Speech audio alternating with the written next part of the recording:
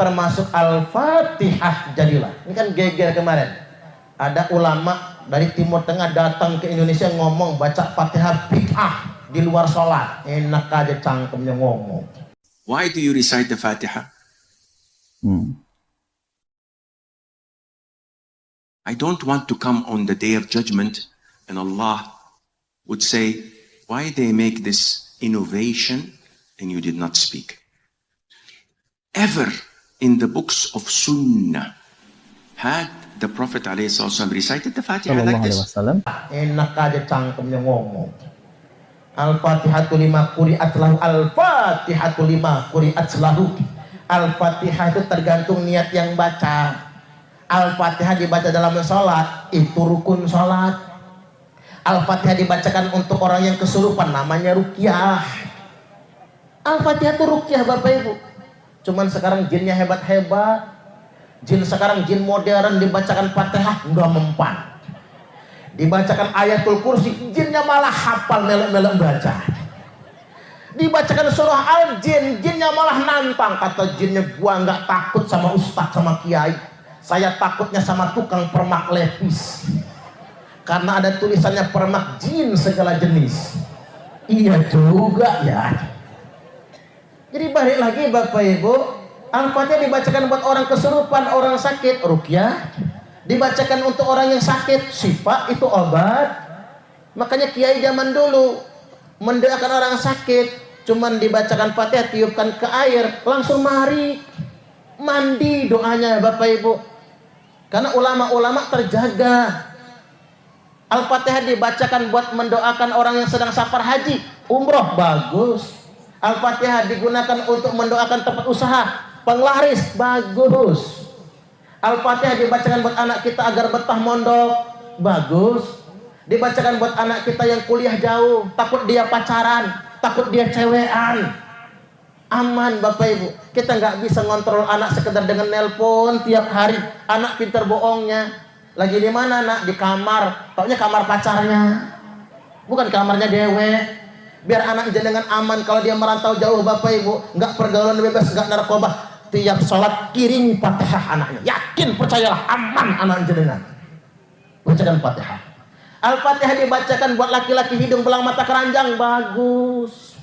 Bu, tak ajarin ge kalian jenengan nyesek di hati, punya laki hidung belang, rajin-rajin bacakan Fatihah, hilang belang di hidungnya. Enggak akan keranjangan lagi matanya. Termasuk Al-Fatihah Pak. Ini nih turun terus, tak turunin aja lah. Termasuk Fatihah Pak dibacakan buat istri yang cangkemnya cerewet kelewat, bagus. Makanya Pak jenengan kalau punya bini cerewet ngomel aja di dapur, deketin jidatnya itu Pak, Al-Fatihah, langsung mingkem mulutnya. Kalau nggak mulutnya yang mingkem, kita digebuk pakai sapu sama dia. Makanya kan dalam kitab tafsir Ibnu Katsir dikutip sabda Nabi. Begitu saya lihat, saya rujuk, ternyata hadis ini tercantum dalam kitab Sahih Muslim. Di tafsir Ibnu Katsir terkait dengan fadilah surah Al-Fatihah, hadisnya Sahih Muslim. Afdhalud dzikri la ilaha illallah wa afdhalud du'a alhamdulillah ayil Fatihah. Seutama-utamanya zikir adalah kalimat la ilaha illallah, dan doa yang paling utama adalah alhamdulillah, maksudnya surah Al-Fatihah.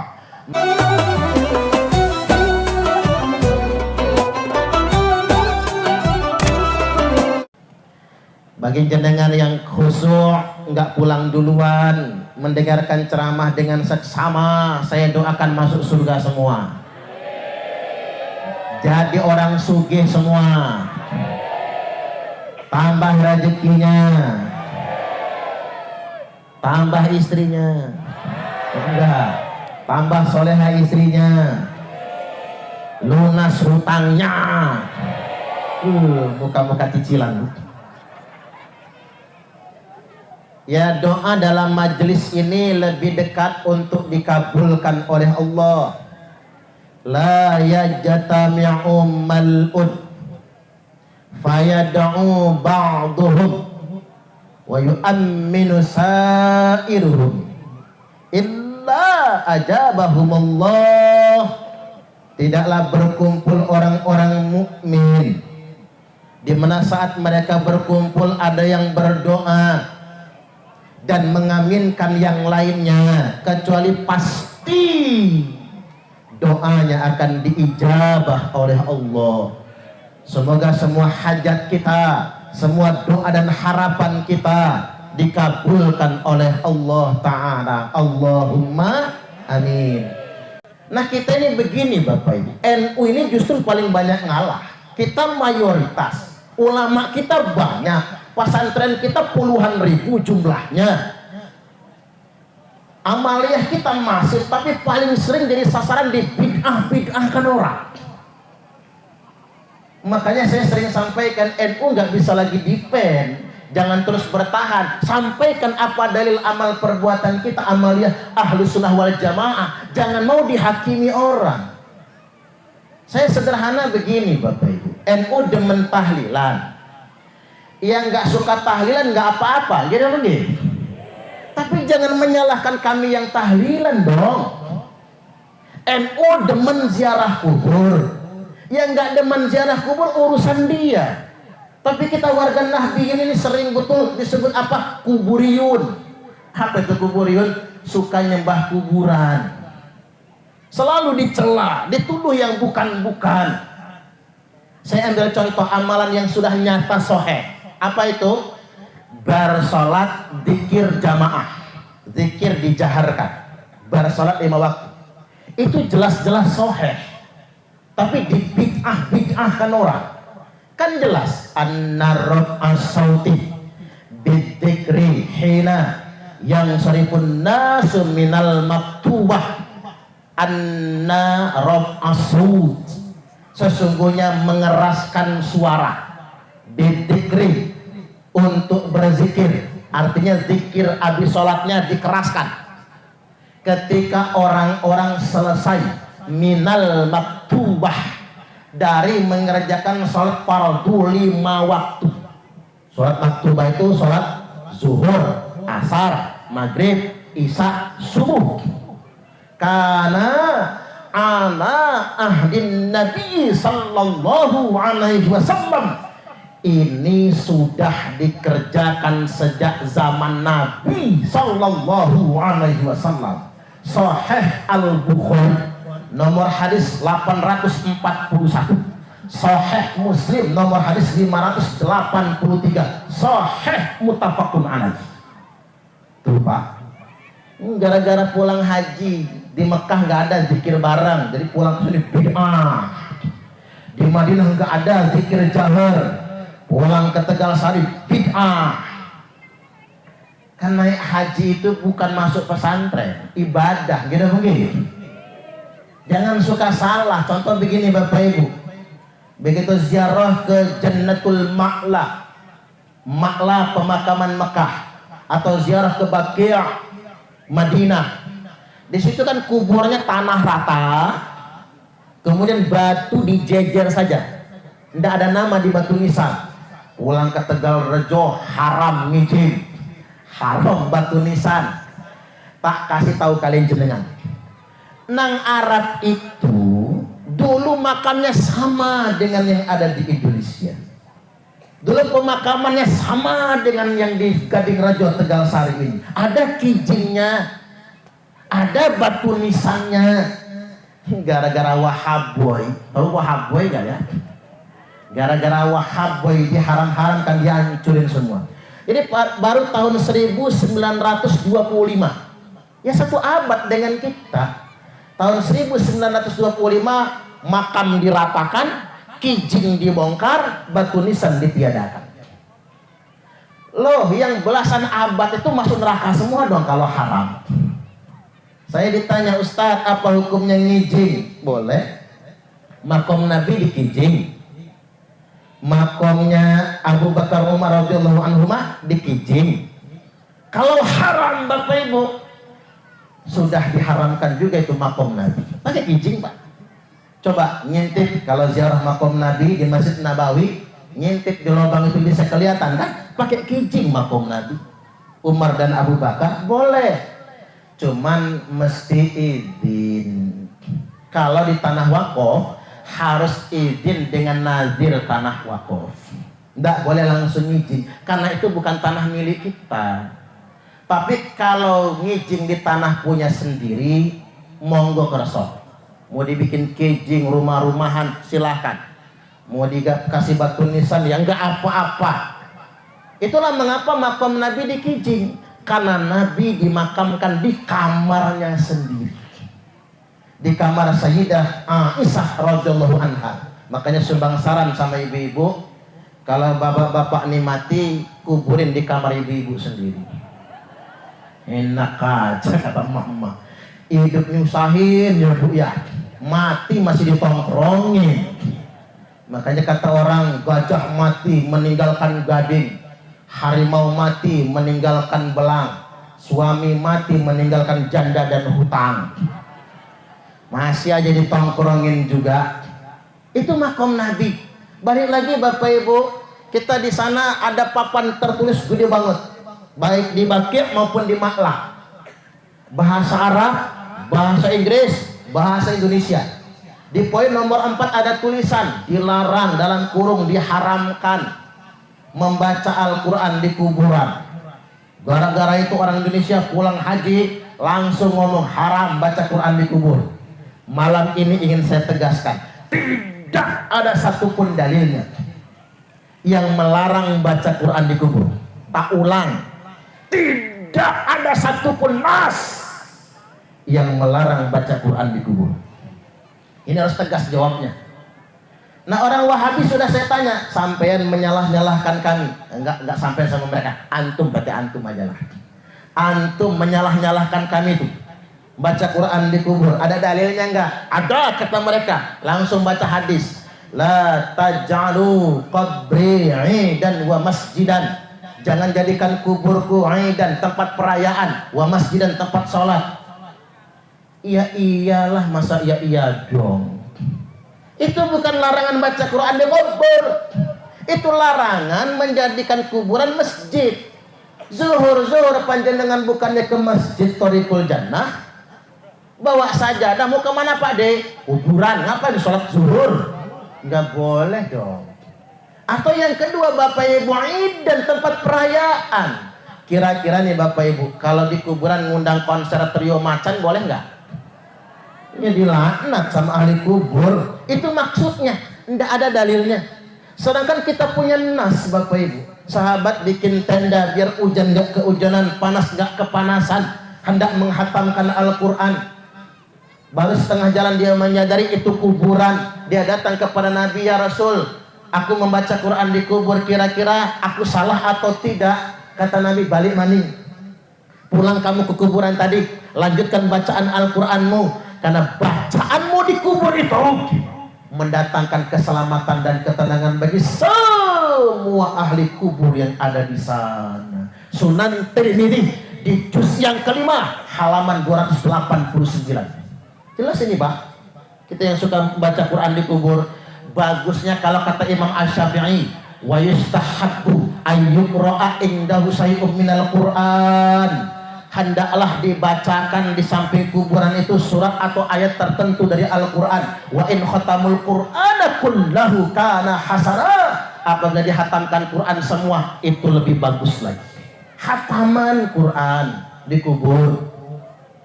Kalau hatam nggak sanggup, Yasin jadilah. Kalau Yasin masih kepanjangan, kulhu 11 kali. Kata Imam Ahmad bin Hanbal, orang yang masuk kuburan baca kulhu 11 kali, semua penghuni kuburan ngucap terima kasih. Cuman nggak kedengeran. Kalau kedengeran ngucap terima kasih, bubar, nggak jadi ziarah. Kayak suara demit, gendruwo, kuntilanak, kayak rasa-rasanya. Jadi mereka ngucap terima kasih. Kalau kulhu 11 kali masih kepanjangan, baca Al-Fatihah jadilah. Makanya di kubur baca Fatihah. Ini ada mantu ziarah kubur morotuwo. Wayahe nyadran. Apa nyadran nyekar deh. Wayah nyadran nyekar bawa arit babat alas, babat rumput nang kuburan. Tapi nggak doa, nggak baca Al-Fatihah. Habis itu pulang aja. Mertua di dalam kubur manggil, mantu edan, saya nggak butuh aritmu. Yang dibutuhkan tuh bacaan Qur'annya. 4 madzhab sepakat manfaat baca Quran di kubur itu. Imam Syafi'i berfatwa enggak didoakan, enggak diniatkan kalau bacanya di samping kubur, manfaat pahalanya nyampe untuk ahli kubur yang bersangkutan, nyampe. Tapi kalau bacanya di rumah mesti diniatkan, mesti didoakan. Itu kalau bacanya di rumah. Kalau bahasa kita Pak, ngirim pahala kalau bahasa kitanya. Mereka ngeles lagi, Ustaz, oke. Baca Quran buat orang mati ada dalilnya. Termasuk baca Yasin buat orang mati ada dalilnya. Tapi kan yang haram bukan baca Qurannya, yang haram bukan baca tahlilnya, tapi yang haram itu besekannya. Nah, ini harus diluruskan dulu ini Bapak Ibu. Oke, sebatas membaca Quran jelas ada dalil, ada fatwa. Termasuk Yasin. Kalau ditanya ngapa sih mesti Yasin yang dibaca buat orang mati, tak ajarin cara jawabnya begini. Baca Yasin buat orang mati itu bukan perintah kiai, bukan perintah ustadz, bukan perintah guru ngaji. Tapi baca Yasin buat orang mati itu perintah Nabiullah Muhammad sallallahu alaihi wasallam. Makanya kalau orang membid'ahkan berarti dia membid'ahkan nabinya dewe. Kalau orang mengharamkan berarti dia mengharamkan nabinya dewe. Beliau bersabda, Iqra'u Yasin ala mautakum. Bacakan Yasin atas yang mati di antara kalian semua. Ibnu Majah nomor hadis 1448. Abi Dawud, Sunan Abi Dawud nomor hadis 3121. Musnad Imam Ahmad nomor hadis 19427. Disahihkan dalam kitab Sahih Ibnu Hibban oleh Al-Hafiz Ibnu Hibban. Jelas dalilnya, jelas nasnya. Lalu mereka ngomong, bagaimana dengan besekannya? Nah, tak kasih tahu jenengan. Ad-du'a'u was-shadaqatu hadiyah. Ternyata doa dan sedekah adalah hadiah terbaik untuk orang mati. Ilal mauta, untuk orang mati. Jadi hadiah buat orang mati itu Bapak Ibu bukan kijing, bukan kijing. Kijing itu boleh hukumnya, seperti yang saya sampaikan tadi. Tapi nggak ngaruh buat ahli kubur, nggak ngaruh enggak. Termasuk papan bunga, bunga papan, berjejer. Yang meninggal dunia babin Kamtibmas, umpama. Turut berduka cita, umpama. Tapi jangan diaminkan loh, masih muda Pak Babin itu. Yang meninggal dunia kemudian turut berduka cita. 100 papan bunga. 100 papan bunga itu Bapak Ibu, bunga papan satunya kan gopek 500.000 minimal. Kalian 150 juta mending duitnya daripada bunga papannya. Ya Pak ya. Jelas manfaatnya. Ya aneh pula orang zaman sekarang berdoa di bunga papan. Ya nggak nyampe. Terus sekarang Bapak Ibu kita ini suka berdoa lewat update Facebook. Doanya panjang betul. Doa di Facebook, di grup WhatsApp walaupun panjang, iya nggak nyampe. Karena doa harus diucapkan. Itu mengapa demit genderuwo kuntilanak nggak takut dengan tulisan Ayatul Kursi, tapi lebih takut dengan bacaan Ayatul Kursi. Karena dia nggak takut sama tulisannya, dia takut sama kita membacanya itu. Sama kayak doa, jangan doa sekedar di grup WhatsApp. Tapi doa itu diucapkan, itu yang nyampe. Kadang-kadang anak sekarang begitu, berdoa di grup WhatsApp. Apalagi update status hari ayah, ayah, tanpamu aku bukan apa-apa. Tapi nang Facebook, emang bapaknya Facebookan tak?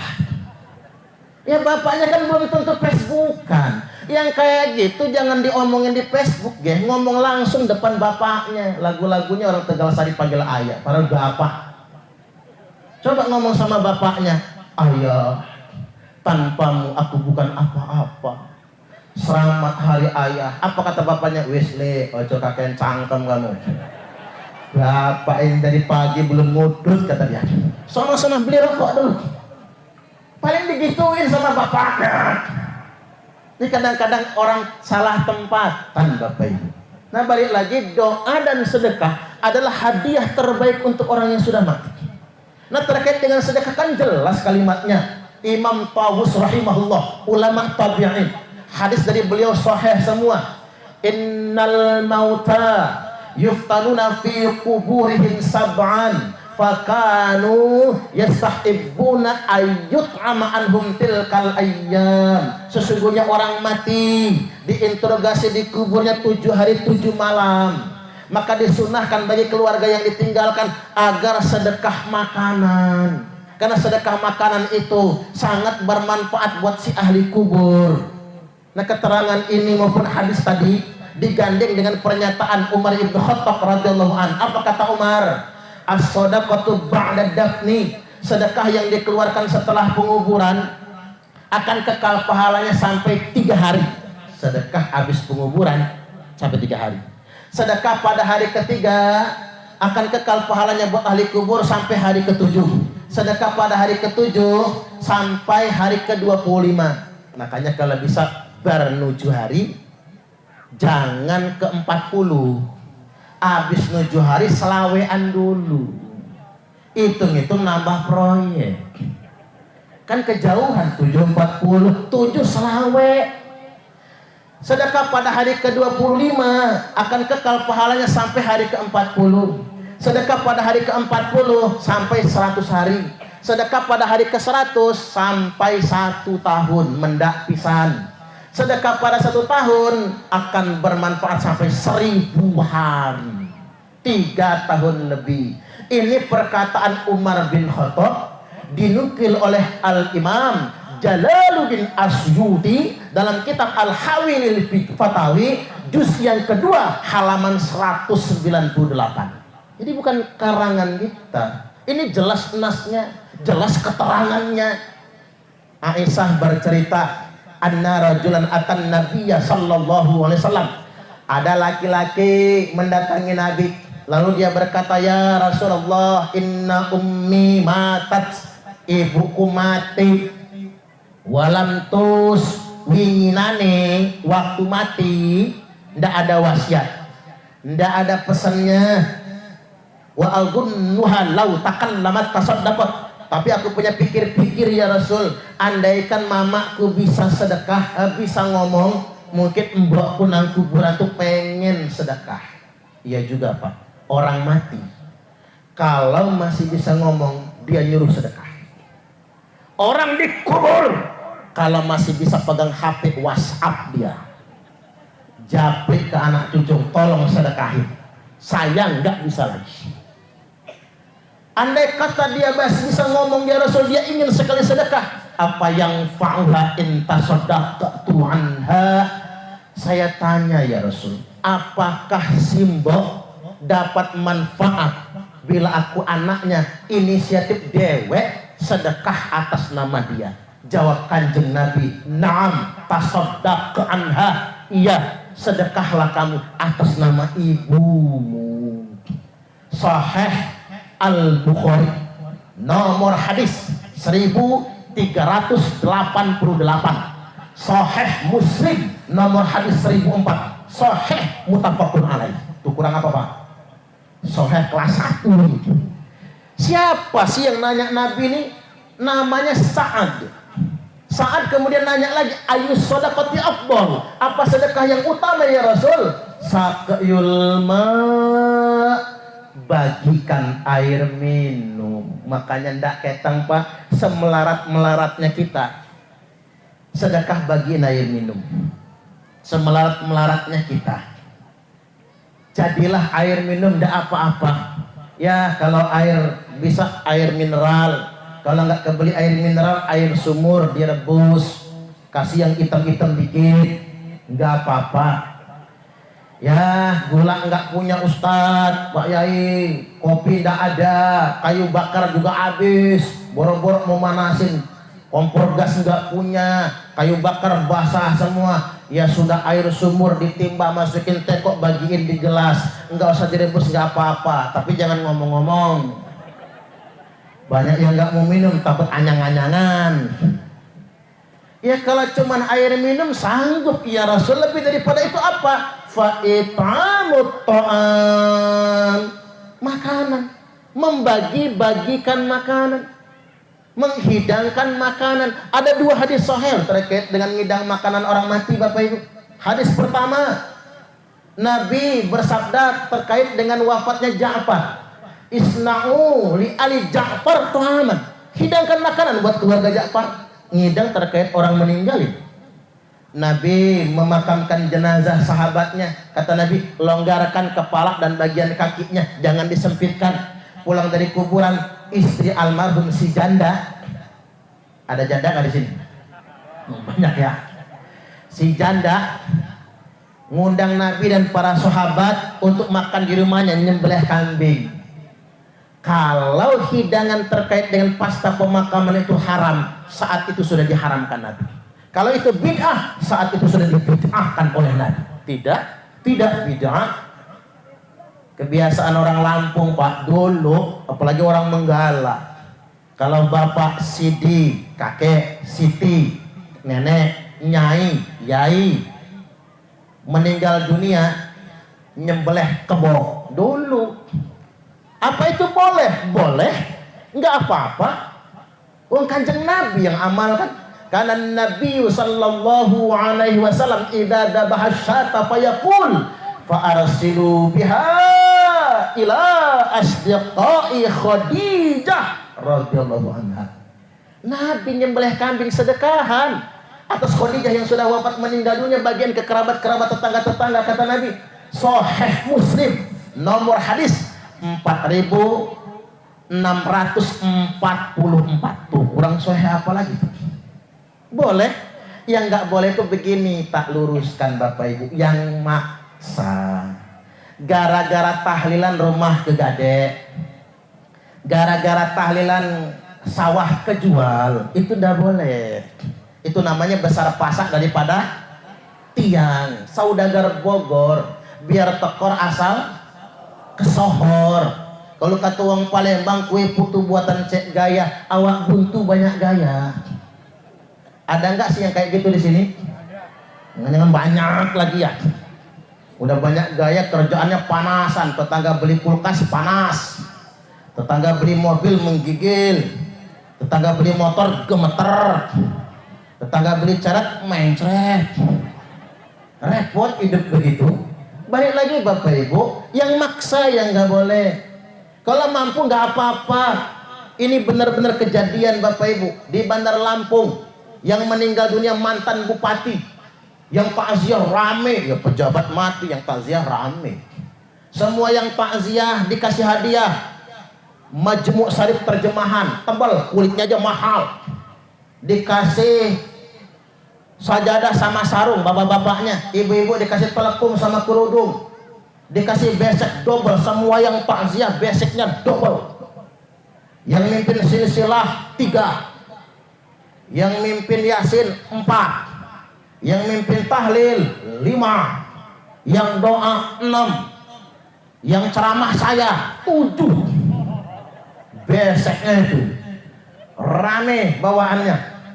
Begitu ngantri pulang Pak, bubar nih pulang, keluarga Sohibul Musibah sudah nunggu di pagar gerbang. Semua yang takziah diamplopin satu-satu. Saya langsung ngebatin, yang takziah saja diamplopin, apalagi saya yang ceramah ini. Iya juga kan. Yang mantan bupati sugih dan belum pernah ditangkap KPK. Kalau sudah ketangkap mungkin ada banyak habisnya. Yang lebih mengejutkan lagi di Padang Cermin, saya ngisi ceramah di sana. Bubar takziah, beberapa warga pulang lagi. Mengapa pulang? Begitu buka besek di rumah, ayamnya 1 ekor. 1 ekor. Mereka mikir, ini jangan-jangan punya Pak Yai ini. Takut ketuker, nggak berani makan Pak. Takut ini jatahnya Pak Yai. Begitu sampai ke rumah Sohibul Musibah, lo kata Sohibul Musibah, apa yang ketinggalan? Enggak, mohon maaf kata dia, ini ketuker enggak. Kok ayamnya 1? Ternyata semua besek ayamnya 1 ekor. Saya langsung ngitung, Pak. Tadi bagian saya 10 besek itu ya. 10 ekor bagian saya. Bisa jadi hajatan itu, Pak. Mengapa dia lakukan itu? Dia mampu punya kandang ayam soalnya. Dia mampu, Bapak Ibu. Apa dia jatuh miskin? Tidak. Apa dia jadi melarat gara-gara tahlilan? Tidak. Malah tambah kaya. Sekarang saya tanya, Pak, ngapa sampean kata saya sampai ayam sekandang disedekahkan semua? Kata dia, kita tidak akan pernah bisa mengganti jasa orang tua. Orang tua sudah tiada. Saya ingin sedekah, kata dia. Sekarang tambah sugih dia, Bapak Ibu. Artinya memang kita tidak perlu khawatir. Ada orang mengatakan, itu mah merepotkan. Ya dia yang repot. Kita jangan pernah merasa repot. Karena itu sedekah. Ya kalau nggak mampu Bapak Ibu, nah ini yang nggak mampu jangan maksa nggih. Kalau nggak mampu ya sudah, gunakan saja uang sumbangan. Ya cuman pakai bakwan sama air putih nggak apa-apa. Pak Yai cuman kalau cuman pakai gitu doang yang takziah sepi, ya ketahuan yang ikhlas sama yang enggak. Kan ketahuan kan? Kita kan cuman minta didoakan sama yang ikhlas-ikhlas. Kita juga nggak adil kadang, Pak. Kalau yang sugih meninggal yang takziah banyak. Tapi kalau orang melarat meninggal sepi yang takziah. Lampu aja redup. Kayak mau hidup kayak enggak. Yang mimpin tahlil juga males-malesan kan gitu. Karena ketahuan isi angpaunya tipis nantinya. Kan ketahuan nggak ikhlasnya. Kalau nggak mampu jangan pernah maksa. Jangan pernah ngambil jatah anak yatim. Karena itu yang diharamkan. Yang adanya saja. Itulah gunanya rukun kematian. Di sini ada rukun kematian? Ada ya? Ya orang Jawa kan gotong royong, Pak. Makanya kalau ditarik rukun kematian nyetor ge. Ini orang sudah keliling capek-capek ngambil rukun kematian, bukannya dikasih malah diomongin. Saya ini nyetor terus tapi gak pernah dapat giliran. Ya minta ge sama Allah, dieksekusi sama malaikat Israel. Walaupun sekali lagi tidak mesti dalam bentuk makanan sedekah itu, bentuk tahlil, bentuk bacaan Al-Quran, termasuk Al-Fatihah jadilah. Ini kan geger kemarin. Ada ulama dari Timur Tengah datang ke Indonesia ngomong baca Fatihah bid'ah di luar sholat. Enak aja cangkemnya ngomong. Al-Fatihatu lima quri'at lahu. Al-Fatihatu lima quri'at lahu. Al-Fatihah itu tergantung niat yang baca. Al-Fatihah dibaca dalam sholat, itu rukun sholat. Al-Fatihah dibacakan untuk orang yang kesurupan, namanya ruqyah. Al-Fatihah itu ruqyah Bapak Ibu. Cuman sekarang jinnya hebat-hebat. Jin sekarang jin modern dibacakan Fatihah nggak mempan. Dibacakan ayatul kursi, jinnya malah hafal melek-melek baca. Dibacakan surah al-jin, jinnya malah nantang. Kata jinnya, gua nggak takut sama ustadz sama kiai. Saya takutnya sama tukang permak lepis. Karena ada tulisannya permak jin segala jenis. Iya juga ya. Jadi balik lagi Bapak Ibu, Al-Fatihah dibacakan buat orang kesurupan, orang sakit, ruqyah. Dibacakan untuk orang yang sakit, syifa, itu obat. Makanya kiai zaman dulu mendoakan orang sakit, cuman dibacakan Fatihah, tiupkan ke air, langsung mari mandi doanya Bapak Ibu. Karena ulama-ulama terjaga. Al-Fatihah dibacakan buat mendoakan orang yang sedang safar haji, umroh, bagus. Al-Fatihah digunakan untuk mendoakan tempat usaha, penglaris, bagus. Al-Fatihah dibacakan buat anak kita agar betah mondok, bagus. Dibacakan buat anak kita yang kuliah jauh, takut dia pacaran, takut dia cewean, aman Bapak Ibu. Kita nggak bisa ngontrol anak sekedar dengan nelpon tiap hari. Anak pinter bohongnya. Lagi di mana nak? Di kamar. Taunya kamar pacarnya, bukan kamarnya dewe. Biar anak jenengan aman kalau dia merantau jauh Bapak Ibu, nggak pergaulan bebas, nggak narkoba. Tiap sholat kirim Fatihah anaknya. Yakin percayalah aman anak jenengan. Bacakan Fatihah.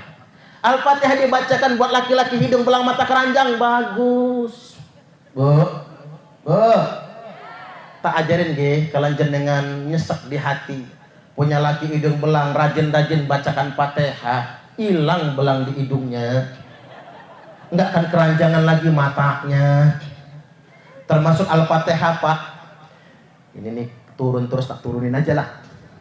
Termasuk Fatihah Pak, dibacakan buat istri yang cangkemnya cerewet kelewat bagus. Makanya Pak jenengan kalau punya bini cerewet ngomel aja di dapur, deketin jidatnya itu Pak, Al-Fatihah, langsung mingkem mulutnya. Kalau nggak mulutnya yang mingkem, kita digebuk pakai sapu sama dia. Ya tergantung kita ikhlas apa enggak membacanya. Makanya kan dalam kitab tafsir Ibnu Katsir dikutip sabda Nabi. Begitu saya lihat, saya rujuk, ternyata hadis ini tercantum dalam kitab Sahih Muslim. Di tafsir Ibnu Katsir terkait dengan fadilah surah Al-Fatihah, hadisnya Sahih Muslim. Afdhalul dzikri la ilaha illallah wa afdhalud du'a alhamdulillah ayil Fatihah. Seutama-utamanya zikir adalah kalimat la ilaha illallah, dan doa yang paling utama adalah alhamdulillah, maksudnya surah Al-Fatihah. Makanya Fatihah doa yang utama. Ketika Al-Fatihah dibacakan, terbuka hijab antara langit dan bumi. Dua hal doa yang langsung didengar oleh Allah. Satu, alhamdulillah, yakni Al-Fatihah. Dua, salawat kepada Nabi. Itulah yang langsung didengar oleh Allah Subhanahu wa ta'ala. Artinya memang membaca Al-Fatihah jadilah. Nah ini banyak betul amaliyah ahlu sunnah wal jamaah yang dibid'ahkan orang.